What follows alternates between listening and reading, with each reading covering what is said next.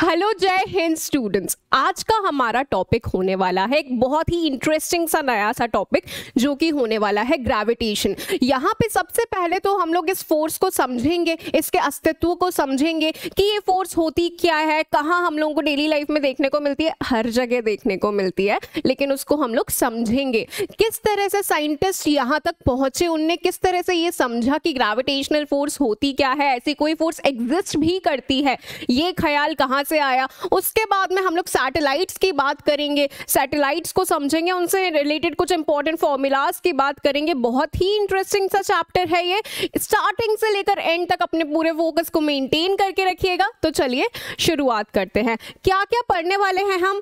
चलो इससे पहले एक डाउट आया था मेरे पास में कमेंट सेक्शन में भाग्यश्री का, बहुत अच्छा डाउट लगा वो मुझे। उसमें उन्होंने ये बोल रखा था कि अगर एक लड़का है वो दूसरे लड़के को इस तरह से धक्का दे रहा है कि सपोज यहाँ से इस पॉइंट से स्टार्ट किया है और यहाँ से धक्का देते देते देते देते वो उसको यहाँ तक ले आया, ठीक है, इसी पॉइंट पे, तो यहाँ पे वर्क डन कितना होगा।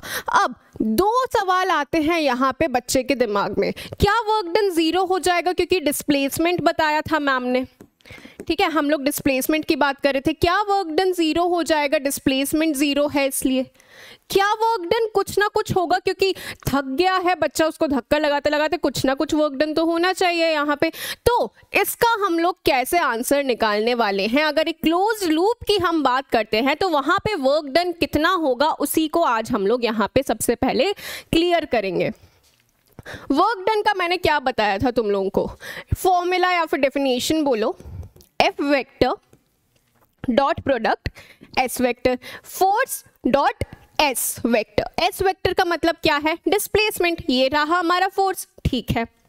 डॉट प्रोडक्ट क्यों किया, क्योंकि वर्क डन हमारा एक स्केलर क्वांटिटी था। सो ये समझ में आया था हम लोगों को, ठीक है। अब देखो यहाँ पे आपने डिस्प्लेसमेंट बताया मैम, तो यहाँ पे डिस्प्लेसमेंट 0 हो गया तो वर्क डन भी 0 होना चाहिए, नहीं ऐसा नहीं हो रहा है।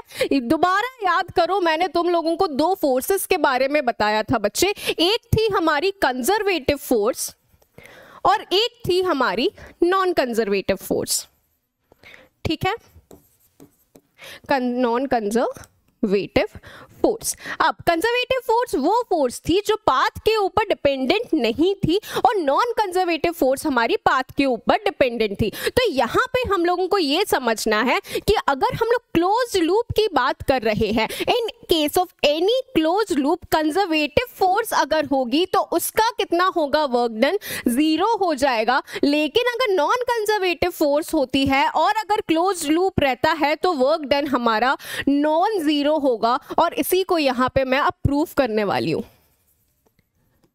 Work done in closed loop, ठीक है। अब इसको हम लोग यहाँ पे समझेंगे, उसके बाद मैं फॉर्मूला से भी एक्सप्लेन करूंगी। देखो बच्चा, अगर मैं यहाँ पे इस तरह से, ये हमारा फ्लोर है, ठीक है, ये फ्लोर है, रुको एक सेकेंड, फ्लोर को थोड़ा सा यहाँ बना दो, ये हमारा फ्लोर है, ठीक है। इस पॉइंट से हम लोगों ने शुरुआत की है, हम लोग बात कर रहे हैं यहाँ पे ग्रेविटेशनल फोर्स की, ठीक है। सपोज यहाँ से यहाँ मैंने किसी बॉल को उछाला, ये हाइट h है, यहाँ से यहाँ अगर मैंने बॉल को उछाला तो फोर्स जो हमारी ग्रेविटेशनल फोर्स है उसके थ्रू वर्क डन यहाँ पे कितना होगा, माइनस mg फोर्स नीचे की तरफ लग रहा है, माइनस छोड़ो, mg फोर्स नीचे की तरफ लग रहा है और ऊपर की तरफ कितना डिस्प्लेसमेंट हो रहा है, h डिस्प्लेसमेंट हो रहा है, ठीक है मैम। अब मैंने क्या बताया था तुम लोगों को, फोर्स का हम लोग कैसे लिखते हैं, अल्टीमेटली वर्क डन हम लोग कैसे लिखते हैं, एफ एस कॉस थीटा लिखते हैं कि नहीं लिखते हैं, और यहाँ पे कॉस थीटा की वैल्यू कितनी हो जाएगी, -1, क्योंकि फोर्स नीचे लग रहा है, डिस्प्लेसमेंट ऊपर हो रहा है, 180 डिग्री का एंगल बन रहा है, तो यहाँ पे हमारा कितना हो जाएगा वर्क डन, -mgh हो जाएगा, ठीक है। अब सेम बॉल को अगर मैं यहां से यहां रोल करवाती हूं, ठीक है, तो यहां पे कितना वर्क डन हो जाएगा, देखो यहां से यहां रोल करवाया, डिस्प्लेसमेंट इस डायरेक्शन में है, फोर्स mg नीचे के डायरेक्शन में है, परपेंडिकुलर है, 90 डिग्री है, cos 90 0 होता है, तो यहां पे मेरा वर्क डन कितना हो जाएगा, 0 हो जाएगा, ठीक है। अब इसी सेम बॉल को मैंने यहां से यहां नीचे थ्रो किया है, ये हाइट h है, ठीक है, नीचे थ्रो किया है, h हाइट है, mg नीचे फोर्स अगर लग रहा है ग्रेविटेशन की वजह से ये बॉल अगर नीचे गिरी है तो इस पे वर्क डन कितना हो जाएगा, प्लस mgh हो जाएगा, क्योंकि यही डायरेक्शन है फोर्स का, यही डायरेक्शन है डिस्प्लेसमेंट का। ठीक है, अब यहाँ से यहाँ जब हम जाएंगे वापस इस बॉल को लेकर, ठीक है, अगर यहाँ से यहाँ बॉल गई तो ग्रेविटेशन की वजह से कितना वर्क डन हुआ, 0 हुआ, क्योंकि डिस्प्लेसमेंट इस डायरेक्शन में है, फोर्स नीचे की डायरेक्शन में लग रहा था, परपेंडिकुलर है, तो वापस वर्क डन 0। टोटल अगर तुम लोग इसको करोगे तो कितना हो जाएगा, -mgh + 0 + mgh + 0, यानी कि टोटल हो गया 0। तो इस क्लोज लूप में वर्क डन कितना निकल कर आ रहा है, हमारा 0 निकल कर आ रहा है। क्यों? क्योंकि ग्रेविटेशनल फोर्स एक कंजर्वेटिव फोर्स होती है और एक क्लोज्ड लूप में work done by a conservative force will be 0। अब अगर मैं नॉन कंजर्वेटिव फोर्स की बात करती हूं, जैसे फॉर एग्जांपल मैंने फ्रिक्शन की बात की, ठीक है, तो फ्रिक्शन कुछ ना कुछ काम तो यहाँ पे कर ही रहा होगा। अगर मैं यहाँ पे इस पूरे पाथ में अगर बॉल को चलाती हूँ एक ग्राउंड के ऊपर, तो फ्रिक्शन कुछ ना कुछ काम तो कर ही रहा होगा। अगर इससे ज्यादा बड़ा मैं वो ले लूंगी, ग्राउंड ले लूंगी, तो क्या हो जाएगा, फ्रिक्शन की वजह से ज्यादा काम करना पड़ेगा हम लोगों को। ये हम लोगों ने समझा था कि नॉन कंजर्वेटिव पाथ के ऊपर डिपेंड करता है। तो वहां पे वर्क डन बेटा क्या हो जाएगा, वहां पे वर्क डन हमारा 0 नहीं होगा। अब एक और चीज को समझो, जब बच्चे हम इस तरह से किसी भी चीज को लिखते हैं F vector dot S vector, ठीक है, जब इसको मैंने फर्दर इसमें cos थीटा लगाया है, तब F का मैग्नीट्यूड इंटू S का मैग्नीट्यूड इंटू cos थीटा हम इस तरह से लगाते हैं कि नहीं लगाते हैं, ठीक है। यहाँ पे डिस्प्लेसमेंट का यहाँ पे मैग्नीट्यूड की हम बात कर रहे हैं जब हमारे पास में cos थीटा आ गया है। समझो इस बात को, जब उस लड़के ने धक्का लगा के उसको वापस इस पॉइंट पे लाकर खड़ा कर दिया था, बहुत ही बेकार सर्कल बनाया है, रुको, ठीक है, वापस बेकारी बनाया, चलो समझ लो, ठीक है। तो जब इस पॉइंट से लेकर वापस इस पॉइंट तक वो उसको लेकर आया था, तब हर एक पॉइंट पे इस डायरेक्शन में फोर्स तो इसी डायरेक्शन में डिस्प्लेसमेंट, इस डायरेक्शन में फोर्स तो इसी डायरेक्शन में डिस्प्लेसमेंट, तो F और S के बीच में हर पॉइंट पे कितना एंगल बन रहा था, हमारा 0 एंगल बन रहा था, 0 डिग्री एंगल। तो cos थीटा की वैल्यू क्या हो रही थी, यहाँ पे हमारी cos 0 कितना हो जाता है, 1 हो जाता है, यानी कि अब हमारे पास में क्या बचता है, F बचता है, F का मैग्नीट्यूड बचता है और S का भी मैग्नीट्यूड बचता है, ठीक है। डिस्प्लेसमेंट वेक्टर को जब हमने वेक्टर को हटा के cos थीटा लगाया, तब हम लोगों ने सिर्फ अब मैग्नीट्यूड को देखना शुरू कर दिया है बच्चे। तो यहाँ पे कितना हो जाएगा, F इंटू S का डिस्प्लेसमेंट का मैग्नीट्यूड यहाँ पे कितना हो जाता है, डायरेक्शन मत देखो, मैग्नीट्यूड यहाँ पे कितना हो जा रहा है, टोटल मैग्नीट्यूड यानी कि डिस्टेंस, ठीक है। तो कितना हो जाएगा, 2 पाई इंटू r, यहाँ पे ये r इसका रेडियस होगा, ठीक है। तो F इंटू 2 पाई r हो जाएगा। तो यही बेटा हमारा वर्क डन हो जाएगा यहाँ पे, ठीक है। नॉन कंजर्वेटिव फोर्स होगी, क्योंकि अगर इससे बड़े सर्किल में अगर सोचा कि सपोज इंदौर में ही एक चक्कर लगा रहे हैं, तो भैया निपानिया से लेकर भंवरकुआं तक घुमा के लेकर आओ उस लड़के को इतने छोटे सर्किल की जगह, तो ज्यादा थक जाएगा ना वो। इतने छोटे से सर्कल से अगर और बड़े सर्कल में करा अगर, तो और ज्यादा थक जाएगा, और बड़ा सर्कल और ज्यादा थक जाएगा, यानी कि कुछ ना कुछ वहां पे वर्क डन तो हो रहा है। नॉन कंजर्वेटिव फोर्स है, इसीलिए यहाँ पे वर्क डन क्या होगा बेटा, नॉन जीरो होगा। हर एक पॉइंट पे cos थीटा की वैल्यू हमारी 1 आ रही है, सिर्फ मैग्नीट्यूड्स बचे हैं, उनको मैग्नीट्यूड्स को मल्टीप्लाई करके यहाँ पे हम वर्क डन निकालने वाले हैं।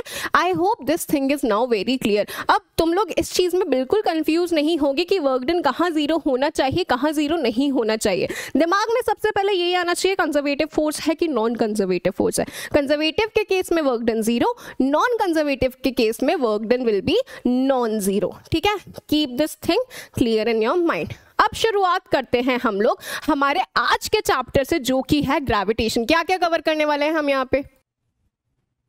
सबसे पहले हम लोग समझेंगे यूनिवर्सल लॉ ऑफ ग्रेविटेशन को, कैसे क्वेश्चंस बनते हैं वहां से ये समझेंगे। उसके बाद में एक्सेलरेशन ड्यू टू ग्रेविटी क्या होता है, किस तरह से वैरी करता है वो हाइट के साथ में, डेप्थ के साथ में, शेप के साथ में, हर एक चीज को हम लोग समझेंगे। उसके बाद सैटेलाइट्स के कुछ इंपॉर्टेंट पॉइंट्स हम यहाँ पे देखने वाले हैं, ठीक है। चलिए आगे बढ़ते हैं। सबसे पहले ये दिमाग में ही कैसे आया साइंटिस्ट के कि कुछ ऐसी फोर्स एग्जिस्ट करती है जो अट्रैक्टिव फोर्स होती है, कैसे दिमाग में आया? फर्स्ट एंड फॉरमोस्ट आप लोगों को यह समझना जरूरी है कि 4 फंडामेंटल फोर्सेस होती हैं बच्चे नेचर में। There are 4 fundamental forces in this nature. कौन कौन सी होती हैं? सबसे पहले तो वो फोर्स जिसके बारे में आज हम पढ़ने वाले हैं, जो कि होने वाली है बच्चे ग्रेविटेशनल फोर्स। ग्रेविटेशनल फोर्स, उसके बाद में वीक न्यूक्लियर फोर्स, जो हम लोगों को रेडियो एक्टिव डिकेज में देखने को मिलती है, वीक न्यूक्लियर फोर्स। उसके बाद में आ जाती है हमारी strong nuclear force. Strong nuclear force जो हमारे न्यूक्लियस के अंदर प्रोटॉन्स और न्यूट्रॉन्स को पकड़ कर रखती है, वो हो जाती है हमारी स्ट्रॉन्ग न्यूक्लियर फोर्स। उसके बाद में आ जाती है हमारी इलेक्ट्रोमैग्नेटिक फोर्स।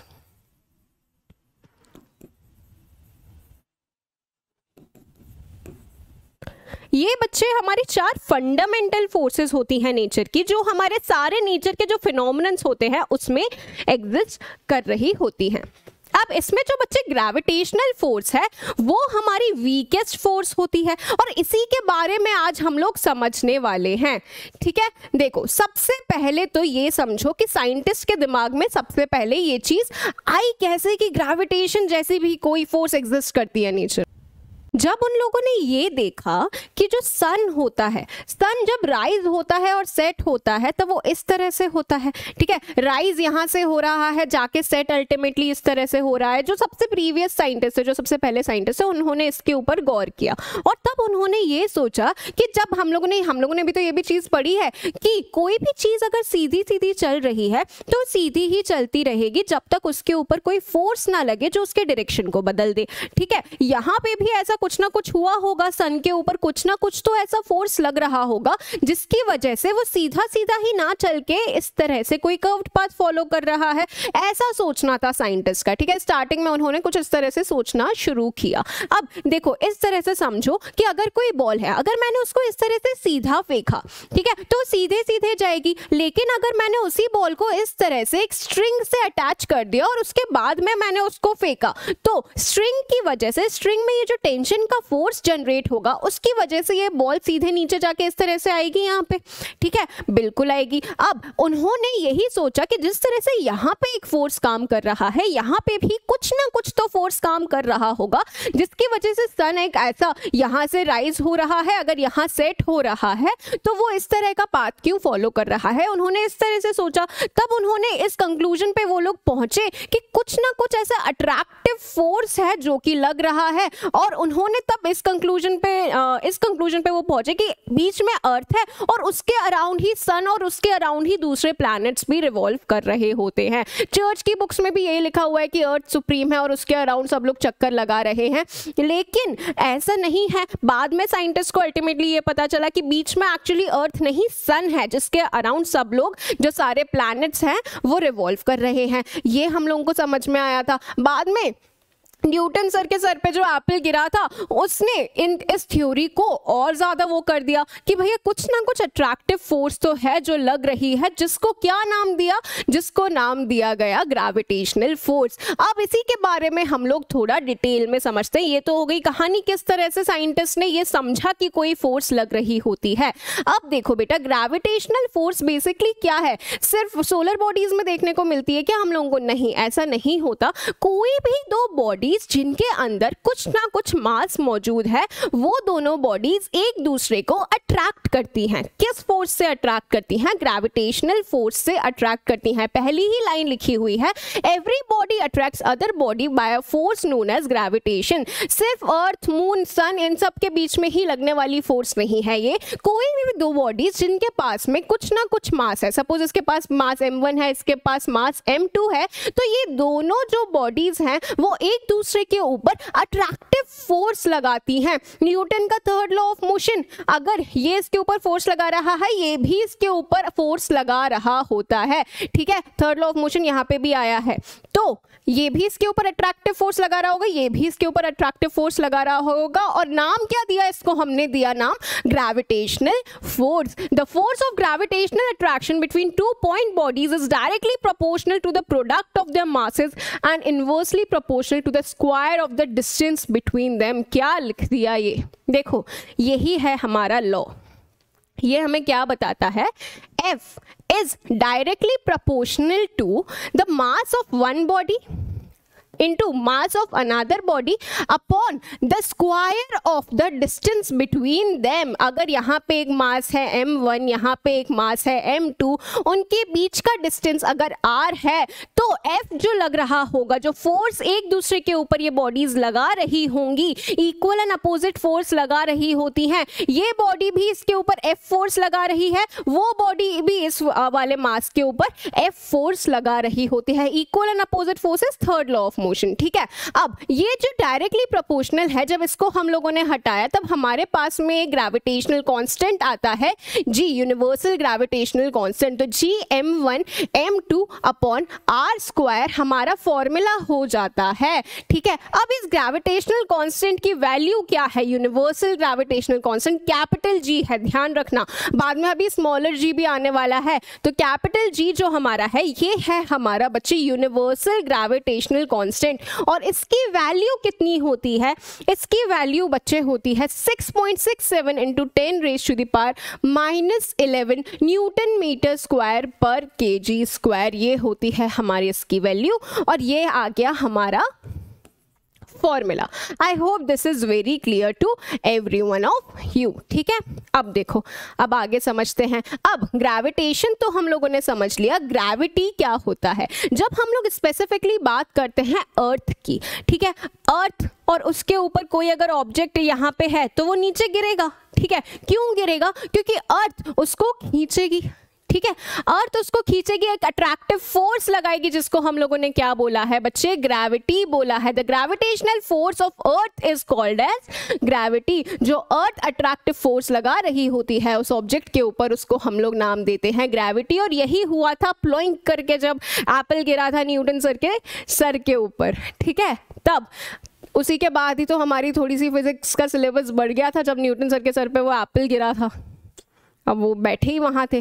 ठीक है, that is gravity is the force by which earth pools a body towards its centre. Gravitational force को हम वीकेस्ट फोर्स तो बोलते हैं, लेकिन कभी कोशिश करना कि सपोज ये हाथ है, ठीक है, इस हाथ को ऐसे रखना इजी है, बहुत इजी है, लेकिन बहुत देर तक इसको रखने की कोशिश करना है, ऐसे ही दुखने लगेगा हाथ, क्योंकि नीचे की तरफ फोर्स लगता है, उसके अगेंस्ट हम लोगों ने हाथ ऐसे रख रखा है। या फिर एक पानी का ग्लास, ठीक है, एक पानी का ग्लास इस तरह से पकड़ के रखना, पानी के ग्लास में भी नीचे की तरफ फोर्स लग रहा होगा, कितनी देर तक उसको पकड़ लोगे तुम लोग? धीरे धीरे वो तुम लोगों को ज़्यादा भारी फील होने लगेगा। ग्रेविटेशनल फोर्स वीकेस्ट तो है, लेकिन है कुछ ना कुछ फोर्स, ये हम लोगों को पता है। The acceleration produced in a body due to the force of gravity is called acceleration due to gravity. आ गए हैं अब छोटे जी।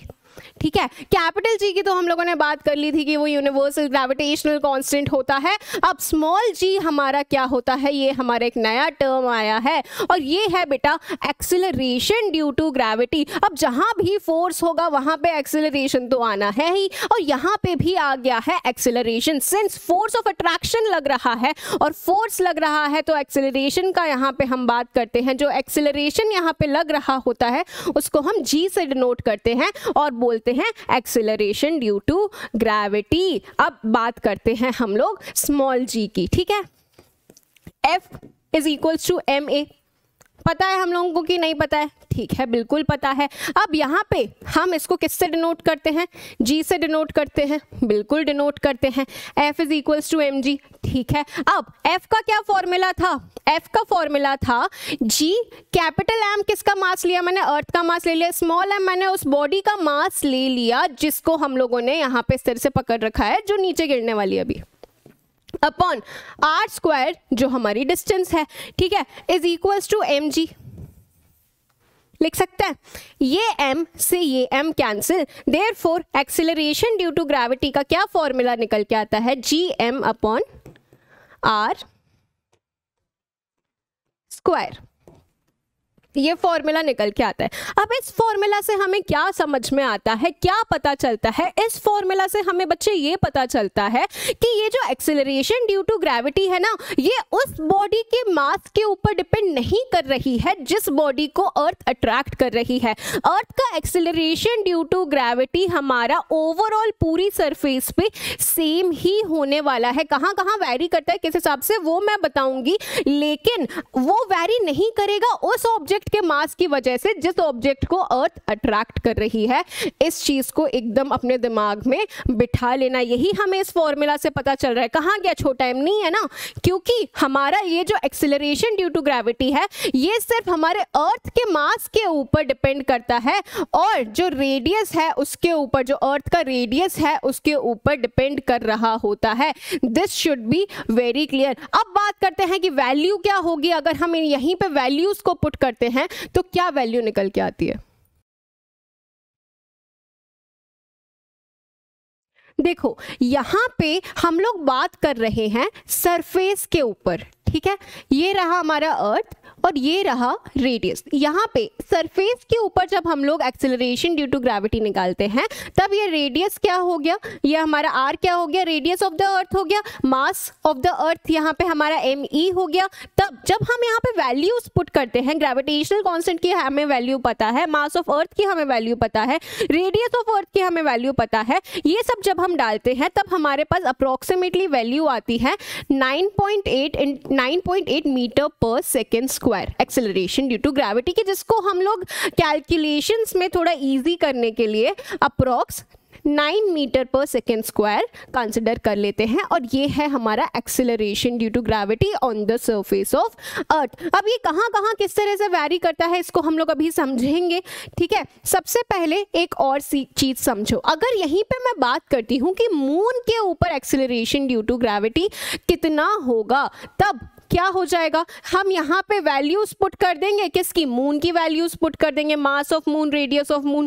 ठीक है। तब हमारे पास में क्या निकल कर आता है कि जो gravitation acceleration due to gravity on the surface of moon है वो अर्थ का 1/6 टाइम्स है, ठीक है। अब इससे हमें क्या समझ में आ रहा है, जब भी हम किसी बॉडी के वेट की बात करते हैं, यानी कि वेइंग मशीन पे जब हम लोग खड़े होते हैं, तब वेइंग मशीन पे अगर कोई इंसान खड़ा हुआ है तब नीचे की तरफ कितना फोर्स लग रहा है, mg फोर्स लग रहा है, जो ऊपर नॉर्मल रिएक्शन है, जो हमें वेइंग स्केल रीडिंग दे रही होती है। अब अगर क्वेश्चन ऐसा आता है कि अगर यही सेम वेइंग स्केल हम लोगों ने मून की सरफेस के ऊपर जाकर रख दी तो फिर हमें वेट कितना नजर आएगा, तो हमें वेट नजर कितना आएगा, वो mg होता है ना। तो g अगर 1/6 हो गया है तो वेट भी हमारा 1/6 हो जाएगा। Weight on the surface of moon will be equal to weight on the surface of earth upon 6। इस चीज को हम लोग याद रखेंगे,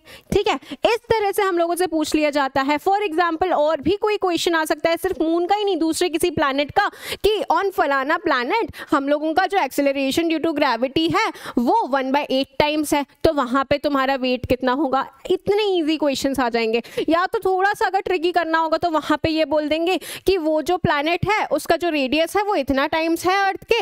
अब तुम्हें वहां से एक्सेलरेशन ड्यू टू ग्रेविटी निकालना होगा और फिर तुम बता पाओगे कि वहां पे कितना वेट फील होगा, ठीक है। इतना इजी सा है और कुछ भी नहीं है, ठीक है। This should be clear. अब देखो वेरिएशन इन जी की हम लोग बात करते हैं, ये वाली स्लाइड पे मैं बाद में आऊंगी। सबसे पहले देखते हैं variation in g due to height.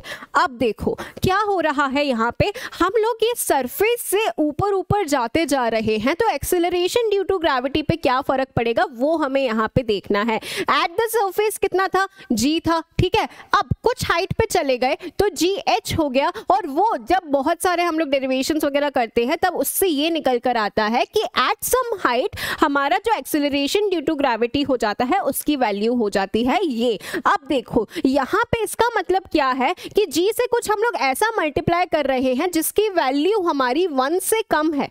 इसका मतलब ये है जैसे जैसे हम लोग हाइट पे जाते जाएंगे, ये रही हमारी सरफेस, जैसे जैसे हम लोग ऊपर हाइट पे जाते जाएंगे वैसे वैसे हमारा जो एक्सेलरेशन ड्यू टू ग्रेविटी है वो होता जाएगा कम। ऊपर जाते जाएंगे तो हमारा एक्सेलरेशन ड्यू टू ग्रेविटी भी कम होता जाएगा। ये हमारा पहला पॉइंट रहा। अब देखो दूसरा point, variation in g due to depth. Depth का मतलब क्या कि अगर ये हमारा सरफेस ऑफ द अर्थ है, अगर सरफेस ऑफ द अर्थ से हम लोग अंदर की तरफ जाते जाते हैं, सपोज डी डेप्थ में हम लोग अंदर जा रहे हैं, एट द सरफेस कितना है, जी है, ठीक है। डी डेप्थ में हम लोग गए, कितना आया, जी डी आया। जी डी का वैल्यू हम लोग जब निकालते हैं तब ये निकल कर आता है। इससे भी हमें ये ये समझ में आता है कि जैसे जैसे हम लोग डेप्थ में जा रहे हैं, ये रही सरफेस, और जैसे जैसे हम लोग अंदर डी डेप्थ में गए तब भी जो हमारा एक्सेलरेशन ड्यू टू ग्रेविटी है उसका वैल्यू कम हो रहा है। यानी कि सबसे ज्यादा कहाँ पे है, सरफेस के ऊपर है। सरफेस से ऊपर जाओगे तो भी एक्सेलरेशन ड्यू टू ग्रेविटी कम होना है, नीचे जाओगे तो भी कम ही होना है। इस चीज को ध्यान रखना, और इसको हम लोग एक ग्राफ से बता सकते हैं बच्चे, और ये रहा वो ग्राफ जिसको तुम लोग बहुत अच्छे से ध्यान रखोगे। इस ग्राफ का मतलब समझाती हूँ, इसको पढ़ना बताती हूँ। ये जो हमारी वाई एक्सिस है वो हमें डिनोट कर रही है एक्सेलरेशन ड्यू टू ग्रेविटी, और हमारी एक्स एक्सिस हमें बता रही है डिस्टेंस। अब देखो हम लोगों ने शुरू किया अर्थ के बिल्कुल सेंटर से, ठीक है। कहाँ से शुरू कर रहे हैं हम लोग, यहाँ से शुरू कर रहे हैं। अब यहाँ से यहाँ हम लोग जा रहे हैं, यहाँ से यहाँ, ठीक है। तो कितना बढ़ता जाएगा ये, जैसे जैसे हम सरफेस की तरफ जाते जाएंगे वैसे वैसे हमारा जो एक्सेलरेशन ड्यू टू ग्रेविटी है वो बढ़ता जाएगा। मैंने बताया था ना, अंदर की तरफ जाएंगे तो कम होगा, ऐसे बाहर की तरफ जाते जा रहे हैं सरफेस तक तो हमारा जो एक्सेलरेशन ड्यू टू ग्रेविटी है वो बढ़ता जा रहा है। डायरेक्टली प्रोपोर्शनल है डी के, इसीलिए स्ट्रेट लाइन बनाता है। अब सरफेस के ऊपर यहाँ पे मैक्सिमम हो गया, ठीक है। अब सरफेस के बाद में जैसे ही तुम लोग और आगे बढ़ते जाओगे, एच हाइट पे जाते जाओगे यहाँ पे, ठीक है, तो क्या होगा, तो वापस कम होने लगेगा। और वापस कम होने में ऐसा शेप क्यों बना रहा है, क्योंकि डायरेक्टली प्रोपोर्शनल टू 1/h² है। ये ग्राफ बेटा बहुत ज़्यादा ज़रूरी है, यही हमें बता रहा होता है कि सरफेस पे तो सबसे ज़्यादा है, ऊपर जाएंगे तो भी कम, नीचे जाएंगे तो भी कम। और देखो अब उस स्लाइड के ऊपर जाते हैं हम, यहाँ पे लिखा हुआ है value of g decreases with height और depth from the earth surface. Height पे जाओ, डेप्थ पे जाओ, वैल्यू ऑफ जी हमेशा डिक्रीज ही होगा।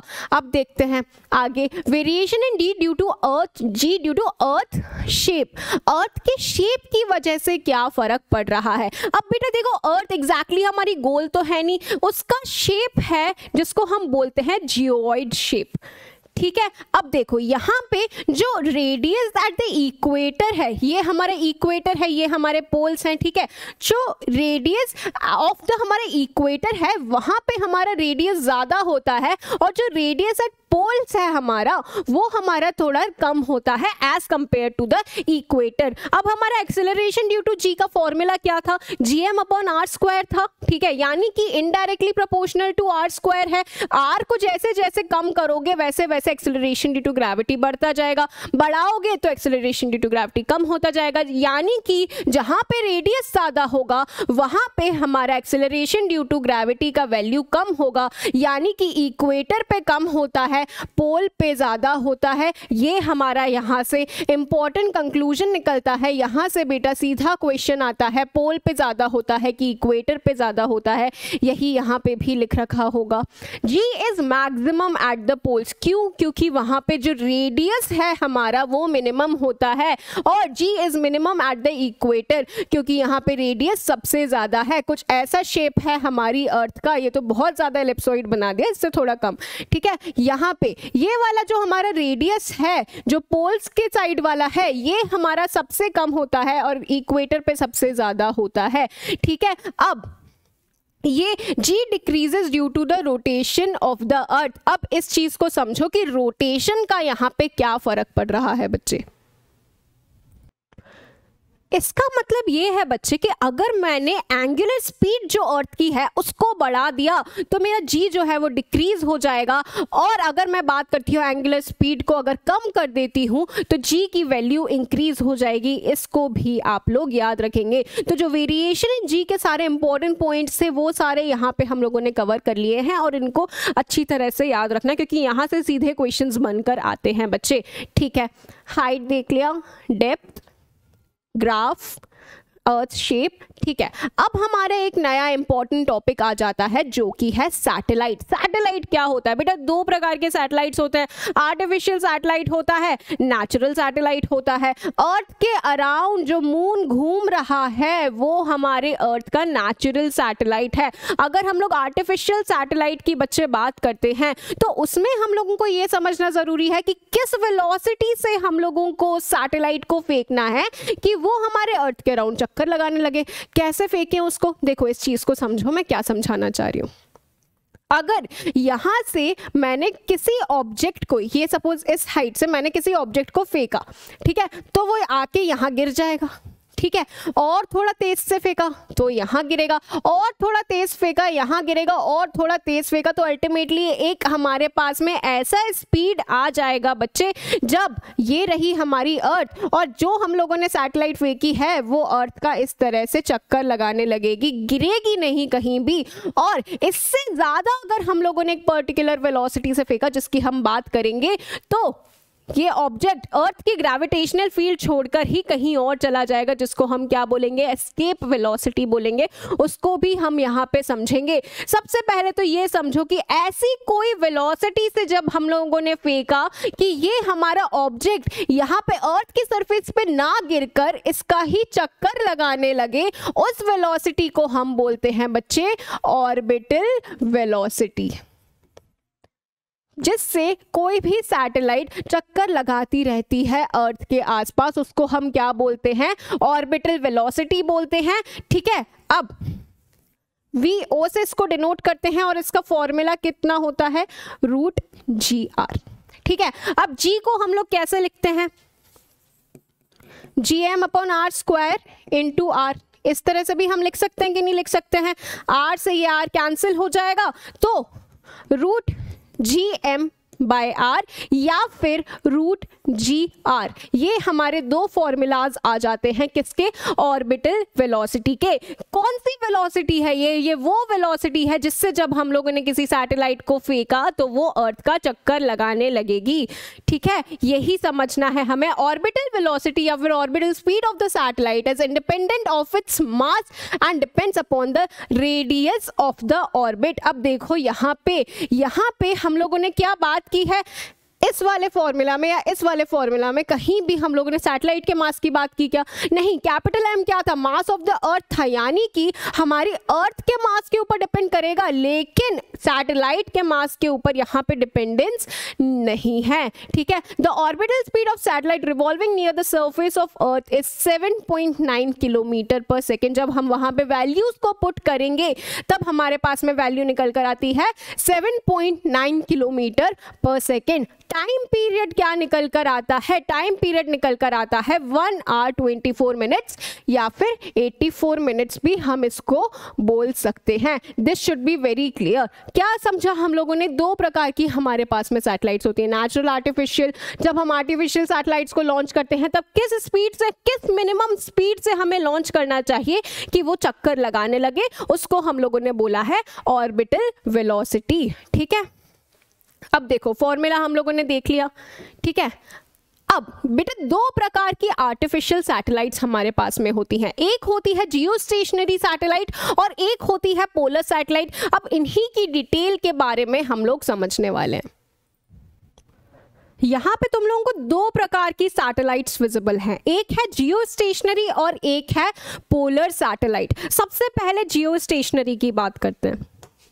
जियो स्टेशनरी नाम से ही समझ में आ रहा है ऐसा कुछ जो स्टेशनरी है। बच्चे ये सैटेलाइट एक्चुअल में स्टेशनरी नहीं है, लेकिन ये हम लोगों को ऐसे अपीयर होती है कि ये स्टेशनरी है। क्या मतलब है, इस चीज को समझो बेटा। इसका जो टाइम पीरियड होता है वो भी 24 आवर्स ही होता है। तो अगर मैं सैटेलाइट कोई है उसको यहाँ से देख रही हूँ, अभी जहाँ है वो सैटेलाइट अपीयर जहाँ मुझे हो रही है, रात में भी अगर मैं यहाँ से देखकर अगर उस सैटेलाइट को देखूंगी तो उसकी पोजीशन सेम रहेगी, यानी कि जैसे जैसे हम घूम रहे हैं वैसे वैसे वो सैटेलाइट भी साथ साथ में घूम रही है। तो हम लोगों को ऐसे अपीयर होती है कि वो वहीं पे उसी पॉइंट पे स्टेशनरी है, जबकि वो स्टेशनरी नहीं है, अर्थ के साथ साथ में घूम रही होती है। और ये कहाँ घूम रही होती है, at an altitude of 36,000 kilometres, ठीक है। और कहाँ, हमारे इक्वेटर के around at an altitude of 36,000 kilometres geostationary satellite मौजूद होती है, ठीक है। अब यहीं पे अगर मैं पोलर सैटेलाइट की बात करूं तो नाम से ही समझ में आ रहा है यहाँ पर भी कि ये नॉर्थ पोल से साउथ पोल के यहाँ पे अगर मैं इस तरह से कोई सर्कल बनाऊं तो यही इसका ऑर्बिट होता है। पोलर जो हमारी सैटेलाइट्स होती हैं वो इस तरह से यहाँ पे रिवॉल्व कर रही होती हैं, और जो जियो स्टेशनरी सैटेलाइट्स हैं वो इस तरह से घूम रही होती हैं। जो हमारी पोलर सैटेलाइट होती है उसका जो एल्टीट्यूड होता है बच्चे, वो as compare to geostationary satellite बहुत नीचे होता है। ये हमारे लो अर्थ ऑर्बिट में मौजूद होती है, अराउंड 500 to 800 किलोमीटर्स, यानी कि जो इसका टाइम पीरियड होगा वो भी बहुत कम होगा। ठीक है, यानी कि ये एक ही पॉइंट पे, अर्थ के एक ही पॉइंट पे दिन में 2 से 3 बार गुजर जाती है। जियो स्टेशनरी तो वहीं की वहीं है, पोलर सैटेलाइट एक ही पॉइंट से दिन में 2 से 3 बार गुजर जाती है। अब हमें इसके यूजेस भी इसी से समझ में आ गए हैं कि इसके यूजेस क्या होते हैं। अगर मैं बात करती हूँ बेटा जियो स्टेशनरी सैटेलाइट की, तो वो बेटा बेसिकली यूज होती है हमारे नेविगेशन में, नेविगेशन में यूज होती है, या फिर किसी भी एक ही एरिया की हमें स्टडी करनी है तो उस एरिया की स्टडी करने में यूज होती है, क्योंकि वो उसी एरिया को देख रही है पूरे टाइम, अर्थ के साथ साथ में चल रही है, उसी एक ही एरिया के ऊपर है, तो उसकी अच्छी तरह से स्टडी करने के लिए कौन काम आता है, जियो स्टेशनरी सैटेलाइट काम आती है। यहीं पे पोलर सैटेलाइट स्पाई वगैरह के काम आती है, दूसरी कंट्रीज लगा देती हैं दूसरी कंट्रीज के ऊपर, क्योंकि एक ही पॉइंट से 2 से 3 बार वो एक ही दिन में निकल जाती है, तो कहीं पे भी इस तरह से नजर रखना आसान हो जाता है। तो इस तरीके से काम आती हैं ये दोनों सैटेलाइट्स। अब देखो, अब हम बात करते हैं एस्केप वेलोसिटी की। ऑर्बिटल वेलोसिटी हम लोगों ने समझ लिया था, एक ऐसी मिनिमम वेलोसिटी जिससे हमें उस सैटेलाइट को लॉन्च करना पड़े जिससे वो गिरे ना कहीं सरफेस पे आके, बल्कि अर्थ के अराउंड चक्कर लगाने लगे। यही अगर मैं एस्केप वेलोसिटी की बात करती हूँ तो it is that minimum velocity with which a body should be projected from the surface of the earth so as it goes out of the gravitational field। escape करना है ना इसे। कोई भी अगर चीज है जिसको हम लोगों ने इतनी मिनिमम वेलोसिटी से फेंका, एस्केप वेलोसिटी बराबर कि वो ग्रेविटेशनल फील्ड से ही बाहर चले जाए, अर्थ के ग्रेविटेशनल फील्ड में रहे ही ना, सीधे बाहर चली जाए, उसको हम क्या बोलते हैं, एस्केप वेलोसिटी बोलते हैं। और ये तो हमें अब इजीली अंडरस्टूड है कि एस्केप वेलोसिटी की जो वैल्यू होगी वो ऑर्बिटल वेलोसिटी से ज्यादा होगी। कितनी ज्यादा होगी ये समझो। देखो, ऑर्बिटल वेलोसिटी की वैल्यू कितनी होती है, √gr होती है। ठीक है, एस्केप वेलोसिटी की वैल्यू होती है √2gr, यानी कि √2 times of the orbital velocity. अगर ऑर्बिटल वेलोसिटी से √2 टाइम्स अगर मैं वेलोसिटी को बढ़ा दूं और उस वेलोसिटी से फिर मैं किसी चीज को लॉन्च करूं, तो वो सीधे अर्थ की ग्रेविटेशनल फील्ड के बाहर हमें नजर आएगा। ठीक है, this is the formula for escape velocity. और इसकी वैल्यू कितनी आती है, इसकी वैल्यू आती है 11.2 किलोमीटर पर सेकेंड। अब देखो बेटा, अगर हम बात करते हैं मून की सरफेस की, तो मून की सरफेस पे एस्केप वेलोसिटी बहुत कम होती है, अराउंड 2.4 किलोमीटर पर सेकेंड होती है। इतनी कम होती है कि यहाँ पे कोई एटमॉस्फेयर ही नहीं टिक पाता, कोई नहीं, यहाँ पे गैसेस वगैरह कुछ भी यहाँ पे टिक नहीं पाती हैं। इसीलिए मून के सरफेस पे एटमॉस्फेयर नहीं होता है, क्योंकि वहाँ पे एस्केप वेलोसिटी की वैल्यू बेटा यहाँ पे बहुत ज़्यादा कम होती है। लास्ट पॉइंट क्या बोलता है, the value of g on the moon, ये हम लोग पहले बता ही चुके हैं कि 1/6 होता है as compare to that of earth. I hope this is very clear. ये हम लोग याद रखेंगे, this is an important point. Now moving on further, Kepler sir ने हम लोगों को कुछ लॉज दिए थे, उन लॉज में तीनों लॉज की हम यहाँ पे बात करने वाले हैं। तो सबसे पहले आ जाता है हमारा लॉ ऑफ ऑर्बिट्स। ये हमें क्या बताता है, देखो, planets move around the sun in an orbit of the shape of eclipse where sun is located at either one focus of it। क्या मतलब है इसका, देखो, ये हमें ये बताना चाह रहा है कि ये एक एक्लिप्स है। ठीक है, एक्लिप्स क्या होता है, एक ज्योमेट्रिकल शेप होता है, एक ऐसा ज्योमेट्रिकल शेप जहां पे अगर मैं इस तरह से ड्रॉ करूं तो ये जो दोनों एक्सिस हैं इनका जो लेंथ है वो इक्वल नहीं है। अगर मैं एक सर्कल ड्रॉ करती हूँ तो सर्कल पे क्या होता है कि एक अगर यहाँ पे रेडियस है तो वही यहाँ पे भी डिस्टेंस है, वही यहाँ पे भी, वही यहाँ पे भी, वही यहाँ पे भी। एक्लिप्स में ऐसा सीन नहीं होता है। देखते हैं लॉ हमें क्या बोल रहा है। Planets move around the sun in an orbit of the shape of eclipse where sun is located at either one focus of it. अब फोकस क्या होता है इस चीज को समझो बेटा। यहाँ पे हमारा सपोज ये रहा हमारा फोकस 1, ये रहा हमारा फोकस 2। अब फोकस बेटा एक ऐसा पॉइंट होता है जहां से अगर मैं इस तरह से इस पॉइंट की बात करती हूँ, ठीक है, ये रहा मेरा R1 और ये रहा मेरा R2, ठीक है। तो जो R1 प्लस R2 की वैल्यू है वो बेटा यहाँ पे हर एक पॉइंट पे कांस्टेंट होती है। क्या मतलब है? फॉर एग्जाम्पल सपोज करो एक पेंसिल ली मैंने, ठीक है, एक पेंसिल से मैंने एक थ्रेड को यहाँ पे कनेक्ट कर दिया, ठीक है। अब देखो अगर मैं इस पेंसिल को यहाँ पे मूव करूंगी तो वो थ्रेड कैसे मूव होगी? ऐसे मूव हो जाएगी। अगर मैंने उस पेंसिल को यहाँ पे लेकर आई, ठीक है, तो इस तरह से आ जाएगी। यानी कि हर जगह जो थ्रेड की लेंथ है, यानी कि जो R1 प्लस R2 है वो तो हमेशा कांस्टेंट ही रहेगा।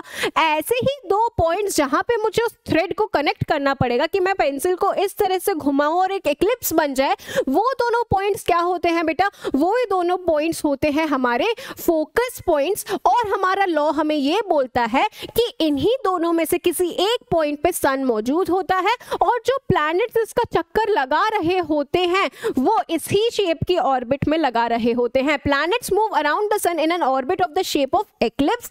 एक्लिप्स एक ज्योमेट्रिकल शेप है जिसके बारे में मैंने बताया, where sun is located at either one focus of it. या तो यहाँ पे सन मौजूद होगा और इसी तरह से प्लैनेट्स यहाँ पे चक्कर लगा रहे होंगे। ये है हमारा कैपलर का लॉ नंबर 1, जिसको हम क्या बोलते हैं? The law of orbits. चलो दूसरे लॉ की तरफ बढ़ते हैं।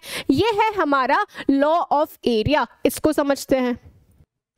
ये लॉ हमें ये बताता है कि जो प्लैनेट्स हैं वो इक्वल एरिया कवर करते हैं इक्वल इंटरवल ऑफ टाइम में। क्या मतलब है इसका? देखो नए पेज पे समझते हैं। ये रहा हमारा इक्लिप्स जिसमें हमारे प्लैनेट्स ऑर्बिट करते हैं, ठीक है। अब देखो यहाँ पे किसी एक फोकस पे हमारा सन मौजूद है, तो हमें ये बताता है ये लॉ कि अगर कोई प्लैनेट है उसने डेल्टा टी टाइम में यहां से यहां मूवमेंट किया, ठीक है, और डेल्टा टी टाइम में ही सेम अमाउंट ऑफ टाइम में उसने इतना एरिया कवर किया, तो सेम टाइम पे वो सेम एरिया कवर करता है। यानी कि ये जो हमारा एरिया था जिसको हम लोगों ने A1 नाम दिया है, इस एरिया को अगर मैं A2 नाम दूं तो A1 will be equal to A2 जब डेल्टा टी हमारा सेम है। इक्वल इंटरवल ऑफ टाइम में इक्वल एरिया स्वीप कर रहे हैं, यानी कि एरियल यहाँ पे जो हमारी स्पीड है, areal speed of rotation is constant here, ठीक है। ये हमें यहाँ पे समझना जरूरी था। वही प्लैनेट अब अगर यहाँ पे आ जाएगा, ठीक है, यहां से यहां मूव करेगा सेम डेल्टा टी टाइम में, तो भी वो जो एरिया कवर करेगा A3, वो A3 भी हमारा A1 और A2 के इक्वल हो जाएगा। यही हमें कौन बताता है? लॉ ऑफ एरिया बताता है, the second law of Kepler, that planet sweep equal area in equal intervals of time. यानी कि यहाँ पे इनकी जो एरियल स्पीड रहती है वो कांस्टेंट रहती है रोटेशन की। अब आ जाते हैं हम थर्ड लॉ के ऊपर, जो है लॉ ऑफ टाइम पीरियड। यहाँ पे मैंने एक रिलेशन लिख रखा है कि T square is directly proportional to A cube. अब यहाँ पे टी क्या है और ए क्या है ये बताती हूं। T is the orbital time period of a planet, ठीक है। एक प्लैनेट को कितना टाइम लग रहा है एक चक्कर लगाने में, वो क्या है? हमारा टी है। और अगर मैं ए की बात करती हूं तो ए क्या है? मेरा सेमी मेजर एक्सिस है। अब मैम सेमी मेजर एक्सिस क्या होता है? ये तो आपने बताया ही नहीं, अब बताऊंगी बच्चे।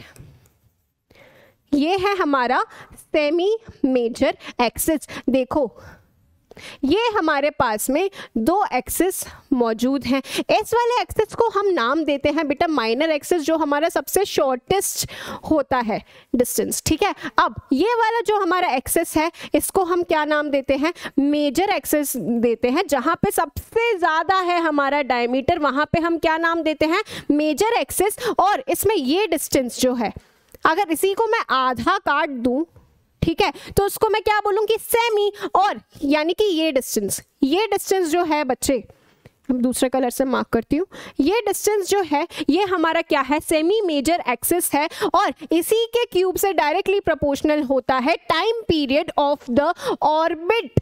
जो हमारा ऑर्बिट करने में, एक चक्कर लगाने में जो टाइम लग रहा है वो उसका square is directly proportional to A cube, ठीक है। ये हमें समझ में आना चाहिए। अब ये हमें कहाँ यूज होता है, ठीक है, ये हम समझते हैं कि हमें यूज कहाँ होता है। फॉर एग्जाम्पल, अगर कोई प्लैनेट इस तरह से हमारे सन के अराउंड रिवॉल्व कर रहा है और एक दूसरा प्लैनेट है जो इस तरह से रिवॉल्व कर रहा है, ठीक है, तो अगर मुझे उसका टाइम पीरियड निकालना हो तो यहाँ पे मेरे लिए इजी हो जाएगा। कैसे, T1 बाय T2 का square will be equal to A1 upon A2 का क्यूब। अब यहाँ पे अर्थ से रिलेट कर लेते हैं। फॉर एग्जाम्पल, ये हमारी अर्थ घूम रही है और ये दूसरा प्लैनेट है। हमें दूसरे प्लैनेट का टाइम निकालना है कि कितना टाइम पीरियड है, ठीक है। तो हम कैसे निकालेंगे, हमें अर्थ का पता होगा टाइम पीरियड, हमें अर्थ का सेमी मेजर एक्सिस का भी वैल्यू पता होगा, हमें दूसरे वाले प्लैनेट का डिस्टेंस अगर पता है तो हम उसका टाइम पीरियड निकाल सकते हैं आसानी से। इस तरह से इसका एप्लीकेशन होता है, ये यहाँ पे यूज होता है, ठीक है। This should be clear. चलो बच्चे, अब यहाँ पे हम लोगों ने सारे के सारे हमारे कंसेप्ट जो ग्रेविटेशन से रिलेटेड इंपॉर्टेंट थे एग्जाम पॉइंट ऑफ व्यू से, उन सबको हम लोगों ने कवर कर लिया है, ठीक है। अब कुछ क्वेश्चंस को देखते हैं कि किस प्रकार के क्वेश्चंस आते हैं, कितने हमसे सॉल्व हो पा रहे हैं। सबसे पहले क्वेश्चन की तरफ देखिए। ये क्वेश्चन हमसे क्या पूछ रहा है, all the objects experience the same acceleration due to gravity on the earth. हाँ बिल्कुल हमें पता है, क्योंकि एक्सेलरेशन ड्यू टू ग्रेविटी का फॉर्मूला क्या होता है, G mass of earth upon radius of earth का square on the surface of the earth, ठीक है। This is because the gravitation force which is proportional to. अब ग्रेविटेशनल फोर्स किसके proportional होती है, ये तो हमें पता ही है। फोर्स का फॉर्मूला क्या होता है, फोर्स डायरेक्टली प्रोपोर्शनल किसके होती है, m1 m2 upon are square होती है कि नहीं होती है। यानी कि डायरेक्टली प्रोपोर्शनल किसके है, मास के डायरेक्टली प्रोपोर्शनल है। और सारे object same acceleration due to gravity क्यों एक्सपीरियंस करते हैं, क्योंकि वो मास ऑफ द ऑब्जेक्ट के ऊपर डिपेंडेंट नहीं है, बल्कि सिर्फ मास ऑफ द अर्थ के ऊपर डिपेंडेंट होता है। This should be clear. Now moving towards the next question. The weight of the body will increase significantly if it is taken. Take 30 seconds and try to answer this question बच्चे। Weight of the body कब increase होगा, यानी कि हमारा जो acceleration due to gravity है उसके variation की हम लोग यहाँ पे बात कर रहे हैं। एक एक ऑप्शन को कवर करते हैं। देखो सबसे पहला option, when we take it to the centre of the earth. देखो ये रही हमारी अर्थ। अब सेंटर ऑफ द अर्थ की तरफ जब हम जाते हैं तब क्या होता है, हमारा जो जी की वैल्यू है वो कम होती जाती है। ये मैंने बताया था, डेप्थ में जाओगे या हाइट पे जाओगे तो जी की वैल्यू कम होती है, ठीक है। दूसरा ऑप्शन क्या है, to the top of a mountain, ऊपर तक हम लोग ले जा रहे हैं। अब ऊपर तक जाते हुए भी हमारे जी की वैल्यू क्या होती है, कम होती है। यहाँ पे भी कम होती है, सरफेस पे सबसे ज्यादा होती है। ये ऑप्शन कैंसिल, ये option cancel. From the pole to the equator, अब हमारा कैसा होता है अर्थ का शेप, कुछ ऐसा होता है, एलिप्सॉइड होता है, ठीक है, हम लोगों को ये पता है। अब आर की वैल्यू कहाँ ज्यादा होती है, इक्वेटर पे ज्यादा होती है, ये हम लोगों ने समझा था। आर की वैल्यू पोल पे कितनी होती है, इससे कंपेयर में कम होती है, यानी कि पोल पे हमारे जी की वैल्यू ज्यादा होगी since it's directly proportional to R square. तो from the pole to the equator जब हम लोग जाएंगे, पोल से ही इक्वेटर की तरफ जब हम जाते हैं तब जी की वैल्यू हमारी कम होती है यार। और अगर कम होगी तो वेट का मतलब क्या होता है, mg होता है। वेट का मतलब, यानी कि पोल से जब हम इक्वेटर की तरफ आ रहे हैं तब भी हमारा वेट कम हो रहा है, तो ये वाला ऑप्शन भी कैंसिल हो गया। अब लास्ट ऑप्शन क्या है, when we move from the equator to the pole, equator से पोल की तरफ जाते हैं, रेडियस कम होता है, जी बढ़ जाता है, जी बढ़ जाएगा तो वेट भी बढ़ जाएगा, therefore our correct option will be D. ठीक है, this is our correct option. चलो moving towards the next question. अब इसको अच्छे से पढ़ो और समझने की कोशिश करो कि ये क्या बोलना चाह रहा है क्वेश्चन हम लोगों से। एक एक लाइन को अच्छी तरह से पढ़ना।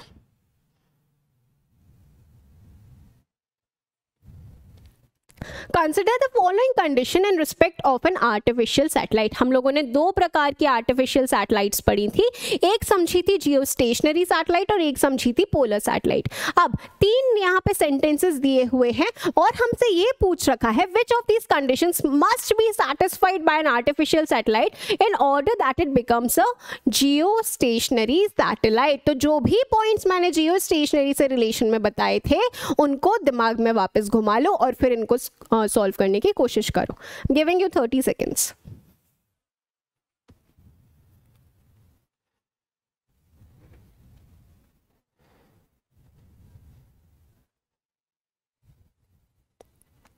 पहला स्टेटमेंट हमें क्या बोलता है, it should revolve in an orbit which is concentric and coplanar with the equatorial plane. तो मैंने तुम लोगों को पहले भी बताया था, अगर कोई जियो स्टेशनरी सैटेलाइट है, ये रही हमारी अर्थ, तो जो जियो स्टेशनरी सैटेलाइट है वो अलोंग द इक्वेटोरियल प्लेन ही चल रही होती है। कितने एल्टीट्यूड पे, 36,000 किलोमीटर के एल्टीट्यूड पे ये चल रही होती है।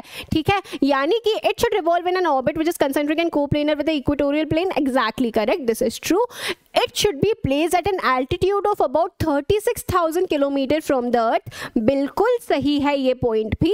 Its period of revolution around the earth should be 24 hours. अब 24 hours है तभी तो हम लोगों को ये एक ही जगह पे स्टेशनरी दिखती है, क्योंकि ये हमारे साथ साथ में घूम रही होती है। कैसे, अगर यहाँ पे सैटेलाइट है, अगर मैं सपोज अर्थ हूँ, ठीक है, तो ये सैटेलाइट यहाँ पे रखी हुई है 36,000 किलोमीटर पे, तो जैसे जैसे मैं घूम रही हूँ वैसे वैसे ये सैटेलाइट मेरे साथ साथ में घूम रही है, यानी कि ये मुझे तो एक ही पॉइंट पे स्टेशनरी नजर आ रही है, इसीलिए इसको जियो स्टेशनरी बोला था। थर्ड पॉइंट भी हमारा बिल्कुल सही है, यानी कि तीनों पॉइंट सही हैं। ऑप्शन जाएगा ऑप्शन नंबर बी।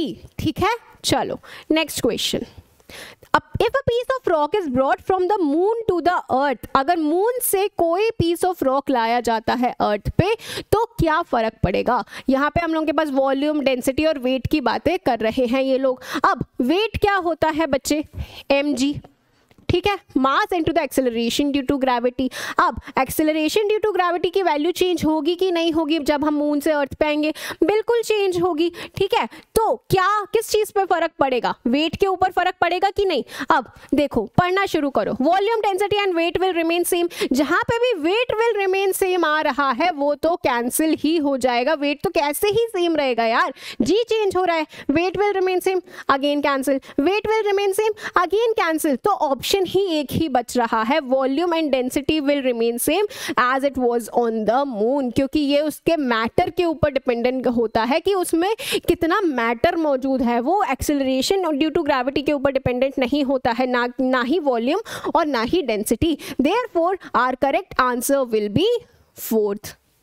चलो moving towards the next question. Escape velocity from the earth's surface is. अब इसका आंसर बताओ। ये तो मैंने डिटेल में एक्सप्लेन किया है, क्या होता है एस्केप वेलोसिटी, क्या होता है ऑर्बिटल वेलोसिटी।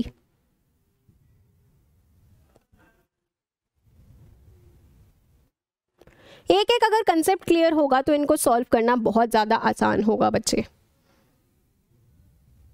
फॉर्मूला याद करने की कोशिश करो और उससे ही ये चीज एकदम क्लियर हो जाएगी। फॉर्मूला मैं वापस तुम लोगों को रिवाइज करवा देती हूँ, आंसर मुझे इसका कमेंट सेक्शन में चाहिए। एस्केप वेलोसिटी वो मिनिमम वेलोसिटी होती है जिससे जब हम किसी भी ऑब्जेक्ट को लॉन्च करेंगे, किसी भी ऑब्जेक्ट को फेंकेंगे, तो वो सीधे ग्रेविटेशनल फील्ड के बाहर चला जाता है और उसका फॉर्मूला हम √2gr से लिखते हैं। ठीक है, अब इसका आंसर तुम लोग मुझे कमेंट सेक्शन में बता देना कि इनमें से कौन सा ऑप्शन होना चाहिए, और अगर कोई भी डाउट्स भी होते हैं वो भी बताना, उनको भी देखेंगे। यानी कि अब यहाँ पे हमारे क्वेश्चंस खत्म हो गए हैं, हमारा ग्रेविटेशन चैप्टर खत्म हो गया है। जो भी सारे इंपॉर्टेंट मेजर पॉइंट्स थे जहां से क्वेश्चंस आते हैं उन सबको हम लोगों ने कवर किया है। आज फटाफट से क्विक रिवीजन भी करते हैं हम लोगों ने क्या क्या पढ़ा है उसका, ठीक है, जिससे एकदम क्रिस्टल क्लियर हम लोग अपना दिमाग लेकर जाए। कहाँ से शुरुआत की थी हम लोगों ने शुरुआत की थी ग्रेविटेशन को समझने से कि ग्रेविटेशन होता क्या है। तो हम लोगों ने ये समझा था कि it is one of the fundamental forces of our nature, जहां पे कोई भी दो ऑब्जेक्ट जिनके पास में मास होता है वो एक दूसरे को अट्रैक्ट करते हैं with a force known as the gravitational force. ठीक है, ये हम लोगों ने समझा था। उसके बाद में हम लोगों ने फोर्स का फॉर्मूला देखा था, कितना ज्यादा हमारा ग्रेविटेशनल फोर्स लगता है। तो it is directly proportional to m1 m2 and indirectly proportional to r²। जब हम यहाँ पे कांस्टेंट लगा देते हैं तब वो आ जाता है यूनिवर्सल ग्रेविटेशनल कांस्टेंट, जिसकी वैल्यू होती है 6.67 इंटू 10⁻⁻11 न्यूटन मीटर स्क्वायर पर kg²। ठीक है, ये हो गया था। उसके बाद में हम लोगों ने ग्रेविटी देखा था कि तो जो हमारे अर्थ की ग्रेविटेशनल फोर्स होती है उसको हम ग्रेविटी बोलते हैं। इसके बाद में हम लोगों ने समझा था एक्सीलरेशन ड्यू टू ग्रेविटी क्या होता है, उसका फॉर्मूला देखा था। ये समझा था कि ये हमारा ऑब्जेक्ट के मास के ऊपर डिपेंडेंट नहीं होता, बल्कि सिर्फ अर्थ के ऊपर, अर्थ के मास के ऊपर या फिर किसी भी प्लैनेट के जिसकी हम बात कर रहे हैं उसके मास के ऊपर डिपेंडेंट होता है एक्सीलरेशन ड्यू टू ग्रेविटी। उसके बाद में हम लोगों ने इसकी वैल्यू देखी थी कि कितनी निकल कर आई थी अर्थ की सरफेस पे, 10 मीटर पर सेकेंड स्क्वायर। फिर हम लोगों ने मून की बात की थी कि मून पे कितना होता है, 6 टाइम्स होता है as compare to the earth. Therefore weight की अगर हम बात करते हैं तो वेट हमें कितना वहां पे फील होगा, 1/6 times of the weight of earth. ठीक है, उसके बाद में वेरिएशन इन जी हम लोगों ने देखा था। सबसे पहले हम लोगों ने हाइट देखा था और डेप्थ देखा था। जैसे ही ये सरफेस है ऊपर जाते जाओगे तो भी जी की वैल्यू कम होगी, नीचे जाते जाओगे तो भी हमारी जी की वैल्यू कम होनी है, यानी कि सरफेस पे मैक्सिमम होती है। और इसी को हम लोगों ने ग्राफ की मदद से समझा था। ठीक है, जैसे जैसे हम जाएंगे सरफेस की तरफ तो डायरेक्टली प्रोपोर्शनल होता है, सरफेस की तरफ जाते जाएंगे बढ़ता जाएगा और ऊपर जाते जाएंगे कम होता जाएगा। ये हम लोगों ने इस ग्राफ से समझा था, बहुत इंपॉर्टेंट ग्राफ था ये। उसके बाद में हम लोगों ने ड्यू टू अर्थ के शेप की वजह से समझा, तो शेप अप्रोक्सीमेटली उसका एलिप्सॉइड सा शेप होता है जिसको हम बेसिकली जियोइड शेप बोलते हैं। ठीक है, अब यहाँ पे क्या होता है, रेडियस एट द इक्वेटर, हमारा बार बार बता रही हूँ क्योंकि इंपॉर्टेंट है, रेडियस इक्वेटर पे ज्यादा होता है and since it is the acceleration due to gravity is indirectly proportional to r², therefore जहां पे रेडियस ज्यादा होगा वहां पे g की वैल्यू तो कम ही होनी है। देयरफॉर मिनिमम होती है इक्वेटर पे, मैक्सिमम होती है पोल्स पे, क्योंकि पोल्स पे रेडियस जो हमारा होता है वो सबसे कम होता है। ठीक है, उसके बाद में हम लोगों ने सैटेलाइट की बात की थी। एक सैटेलाइट दो प्रकार की होती है, आर्टिफिशियल होती है, नेचुरल होती है। नेचुरल को नॉर्मली हम मून बोलते हैं, सारे प्लैनेट्स के अलग अलग मून्स होते हैं। ठीक है, अब देखो यहाँ पे क्या होता है कि अगर हम लोग बात करते हैं आर्टिफिशियल सैटेलाइट की, तो उसको एक पर्टिकुलर ऐसी वेलोसिटी से हमें लॉन्च करना होता है, इतनी मिनिमम वेलोसिटी से कि वो अर्थ का चक्कर लगाने लगे, और उसी वेलोसिटी की वैल्यू को हम क्या बोलते हैं, ऑर्बिटल वेलोसिटी बोलते हैं। और उसकी वैल्यू कितनी निकल कर आती है, 7.9 किलोमीटर पर सेकेंड निकल कर आती है। ठीक है, अब टाइम पीरियड की अगर हम बात करते हैं तो इट इज अराउंड 84 मिनट्स। इसके बाद में हम लोगों ने समझा था ऑर्बिटल वेलोसिटी का फॉर्मूला क्या होता है, वो होता है √gr, या फिर हम इसको g की वैल्यू अगर हम डालेंगे तो √gm/r। ठीक है, हम लोगों ने इसके बाद में दो प्रकार की सैटेलाइट्स पढ़ी थी, पोलर और geostationary satellite. Geostationary along the equator move कर रही होती है at an altitude of 36,000 kilometres. It appears that it is stationary but it is actually moving along with the time period कितना होता है, 24 hours का इसका time period होता है। बिल्कुल इक्वल टू हमारा जो अर्थ का टाइम पीरियड होता है उसके इक्विवेलेंट होता है। पोलर की अगर हम बात करें तो नॉर्थ से साउथ पोल के ये जो प्लेन है उसमें मूव कर रही होती है, अराउंड 500 to 800 किलोमीटर्स तक की ये एल्टीट्यूड पे होती है और ये लोअर अर्थ ऑर्बिट में होती है और एक ही पॉइंट से 2 से 3 बार निकल जाती है दिन भर में, ठीक है, इसीलिए स्पाई वगैरह के काम में ये आती है। एस्केप वेलोसिटी की हम लोगों ने बात की थी। एस्केप वेलोसिटी क्या होती है? एक ऐसी मिनिमम वेलोसिटी जिससे हम किसी भी सैटेलाइट को अगर लॉन्च करते हैं तो वो सीधे ग्रेविटेशनल फील्ड के बाहर चली जाती है, उसको हम क्या बोलते हैं? Escape velocity. कितनी वैल्यू होती है? √2 टाइम्स होती है ये हमारे ऑर्बिटल वेलोसिटी के, and this was an important point to be noticed, ठीक है, ये हम लोगों ने समझा। उसके बाद कैप्लर्स के लॉ, पहला लॉ हमें क्या बोल रहा था कि यहाँ पे जो हमारा सन होता है उसके अराउंड जब प्लैनेट्स रिवॉल्व करते हैं तब वो एक एलिप्टिकल ऑर्बिट में रिवॉल्व करते हैं और एक्सक्यूज मी और जो सन मौजूद होता है वो इन दोनों में से किसी एक फोकस पॉइंट पे मौजूद होता है। और फोकस पॉइंट क्या होता है? जहां से थ्रेड बांधी थी, एक पेन यहाँ पे हम लोगों ने लिया, इससे थ्रेड बांधी यहाँ पे और जैसे जैसे ऐसे मूव करते जाएंगे एक एलिप्स बन जाएगा, यानी कि R1 और R1 प्लस R2 हम करेंगे तो वो हमारा हर एक पॉइंट पे सेम आएगा। उनको हमने क्या बोला? ऐसे दो पॉइंट्स को हम लोगों ने क्या बोला? फोकस। और इन्हीं एक फोकस पे सन मौजूद होता है। उसके बाद में सेकेंड लॉ क्या था? लॉ ऑफ एरिया, कि planet sweep equal area in equal intervals of time, यानी कि जो एरियल स्पीड ऑफ रोटेशन होता है वो हमारा यहाँ पे कांस्टेंट होता है। डेल्टा टी टाइम में अगर ये इतना एरिया कवर किया है और डेल्टा टी टाइम में ही अगर इतना एरिया कवर किया है तो ये दोनों एरियाज की वैल्यू एकदम सेम होगी, ये हम लोगों ने समझा। उसके बाद में आ जाता है लॉ ऑफ टाइम पीरियड, जो हमें ये बताता है कि जो हमारा जो ऑर्बिट करने का टाइम पीरियड है उसका square is directly proportional to the semi major axis का क्यूब। और सेमी मेजर एक्सिस क्या होती है वो मैंने तुम लोगों को यहाँ पे बता दिया था, ठीक है। फिर हम लोगों ने कुछ क्वेश्चन सॉल्व किए, आखिरी क्वेश्चन का आंसर मैंने तुम लोगों को बताने के लिए बोला है, ठीक है। तो यहाँ पे हमारा ये चैप्टर भी कंप्लीट हो जाता है। दोबारा इसी चीज़ को दोहरा रही हूँ कि डाउट्स अगर कुछ भी हो तो कमेंट सेक्शन में डाल देना, मैं कोशिश करूँगी कि आप सभी के डाउट्स को मैं कंप्लीटली एड्रेस करूँ नेक्स्ट क्लास में, ठीक है। और रिविजन करते रहो, क्वेश्चन सॉल्व करते रहो, मेहनत करते रहो, अपनी सेहत का ध्यान रखो, तभी अच्छे से पढ़ाई कर पाओगे, ठीक है। तब तक के लिए वंदे मातरम।